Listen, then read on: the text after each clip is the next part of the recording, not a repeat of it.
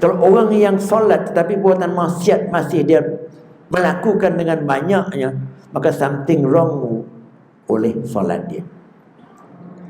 So, siapa yang semayangnya tidak dapat memberhentikan dia daripada perbuatan mungkar dan keji, maka tidak ada solat pada dia, walaupun dia buat solat tak berhenti. Begitu juga dia buat korban. Kalau lagi buat korban lagi banyak penyelewengan, lagi banyak kepentingan diri, lagi banyak penindasan, tak usah buat korban. Dan kalau gitu, bukan macam itu.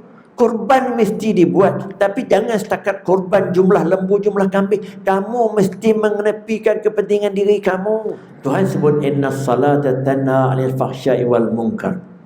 Sembahyang itu mencegah perbuatan keji dan perbuatan mungkar. Itu sembahyang. Tiba-tiba banyak ustaz orang sembahyang tapi perbuatan keji berlaku. Jadi mana kebenaran sembahyang itu boleh mencegah perbuatan keji dan perbuatan mungkar? Dia samalah. Korban ribuan, ratusan ribu setiap tahun, tapi kepentingan diri masih kuat. Ini saya kata perbandingannya. Sembahyang masjid surau tu mungkin dia imarahkan dengan baiklah, relatively kita katakan. Walaupun sembahyang fardu tu mungkin agak kurang, tetapi perbuatan mungkar dan keji pun masih berlaku dengan banyaknya.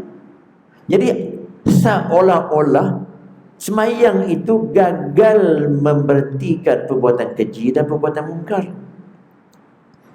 Jadi ada satu pendapat di sebuah negara, saya tak nak sebutlah, dia kata lebih baik tak usah solat, sebab solat pun tidak menamatkan atau tidak mengurangkan jumlah perbuatan keji dan mungkar. Sebab solat gagal mengurangkan jumlah perbuatan keji dan mungkar. Jadi macam tu, korban tak usah buat. Sebab lagi banyak korban, lagi banyak penipuan, lagi banyak penyelewengan, lagi banyak perbuatan mementingkan diri sendiri. Tak usah buat korban. Itu tafsiran songsang. Maknanya, kalaulah solat tidak mengurangkan perbuatan keji dan mungkar, bermakna something wrong with their solat. Kalau orang yang solat tetapi perbuatan maksiat masih dia melakukan dengan banyaknya, maka something wrong oleh solat dia. Man lam tanhahu salatuhu 'anil fahsya'i wal munkar fala salata lahu, atau kama qala. Sesiapa yang semayangnya tidak dapat memberhentikan dia daripada perbuatan mungkar dan keji, maka tidak ada salat pada dia, walaupun dia buat salat tak berhenti. Seolah-olah macam dia tak salat. Sebab salat itu gagal memberhentikan dia daripada perbuatan mungkar dan keji. Jadi maknanya tak usah salat. Bukan tak usah salat, dia kena baiki kualiti salatnya, supaya salat itu menjadi satu nilai kepada dia, yang dia menghayati makna salat, dia mengelakkan perbuatan mungkar dan keji. Barulah salat itu salat yang betul. Begitu juga dia buat korban. Kalau lagi buat korban lagi banyak penyelewengan, lagi banyak kepentingan diri, lagi banyak penindasan, tak usah buat korban. Dan kalau gitu, bukan macam itu. Korban mesti dibuat, tapi jangan setakat korban jumlah lembu, jumlah kambing. Kamu mesti mengenepikan kepentingan diri kamu. Kamu mesti mengutamakan agenda negara. Kamu mesti mengutamakan agenda masyarakat lebih daripada agenda peribadi. Kalau kamu buat begitu, barulah korban kamu membawa arti.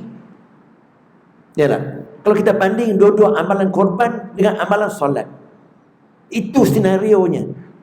Maka dengan sebab itu, selagi senario ini tak berlaku, masih kepentingan diri bermaharajalela, masih penyelewengan bermaharajalela, dan penyalahgunaan pula bermaharajalela di kalangan orang Islam, jadi apa erti roh dan semangat korban? Begitu juga solat banyak berlaku, tarawih pun banyak timbul, berbagai-bagai nak buat solat, bagi berbagai-bagai jenis solat nak dibuat, tapi mungkar terus berlaku, perbuatan keji terus berlaku, maka tak usah solat. Bukan begitu. Mesti kena baiki kualiti solat kita, sehingga solat tadi mampu mengurangkan atau memberhentikan perbuatan keji seseorang.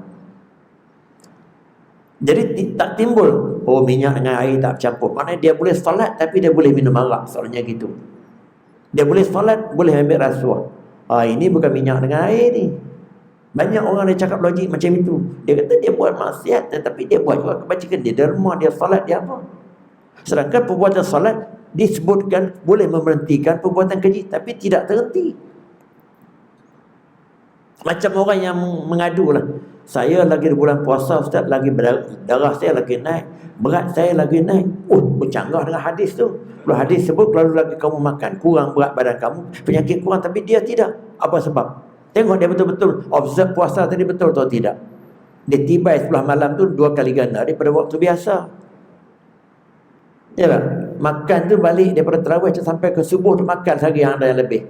Tiba-tiba nak harapkan hasil puasa. Waktu berbuka puasa tu 3 kali lipat. Buka puasa karnival, dibuka puasa sampai RM150. Maka kena makan tunggu sampai pukul 10 malam baru balik. Nak makan banyak kali supaya berpadanan dengan RM150. Jadi tiba-tiba di hujung bulan Ramadan nak harapkan badan dia slim. Ini terbaliklah. Inilah kalau kita banding, ya saya ulasan berbentuk argument yang nak mengatakan bagaimana banyak ibadat-ibadat yang kita lakukan tidak mencapai tujuan sebenar di sebalik amal ibadat tadi. Apa yang ada ialah ritual-ritual yang kita buat, tapi hasilnya amat minimum. Itu yang saya nak sebutkan. Seperti salat banyak buat, tapi maksiat masih berlaku. Korban banyak buat sembelihan ribu-ribu, tapi penyelewengan, penipuan, kepentingan peribadi masih banyak berlaku. Kalau orang boleh kata, Ustaz, yang mementingkan kepentingan diri tadi mungkin dia tak buat korban. Saya tengok secara random je. Lagi banyak dia buat korban, orang tu yang lagi banyak suspek dia buat berbagai-bagai penyelewengan, ambil duit rasuah heran. Banyak kalau kita tengok. Jadi dengan sebab itu tuan-tuan sekalian, apabila berlaku pemisahan antara falsafah dan tujuan ibadat dengan perbuatan ibadat itu sendiri orang kata tidak paralel, tidak secucuk, maka akan jadilah macam suasana yang tak begitu tepat. Semayang banyak tapi maksiat pun banyak. Buat korban banyak tapi kepentingan diri masih bermaharajalil. Jadi seolah kita nampak macam kontras. Jadi orang yang tak betul beriman, dia mempertikaikan keberkesanan hukum hakam Islam itu sendiri. Sejauh mana keberkesanan puasa untuk menyihatkan badan, sejauh mana keberkesanan salat untuk mengurangkan perbuatan mungkar dan keji, sejauh mana perbuatan korban untuk mengurangkan kepentingan diri dan lain-lain, tak begitu nampak dalam realitinya. Sebab seolah-olah berlaku pemisahan. Ibadat itu lebih dikaitkan dengan perbuatan sembelihan berapa ekor lembu, berapa nilai. Dia lebih kepentingan yang itu. Dia tak pentingkan semangat di sebalik perbuatan itu. Begitu juga tentang solat, lebih pentingkan berapa rakaat dia buat, cantik tak cantik, bacaan kena tak kena, tapi tidak timbul masalah semangat di sebalik solat itu supaya hatinya menjadi lembut, tak nak buat maksiat lagi dah. Kalau sebelum ini dia masih bergelumang dengan perbuatan maksiat, tapi kerana dia banyak solat telah kurang perbuatan itu, dia tak ambil soal benda-benda itu begitu. Jadi dengan sebab itu kita nampak sikap-sikap macam ni terlalu banyak dalam amal ibadat Islam.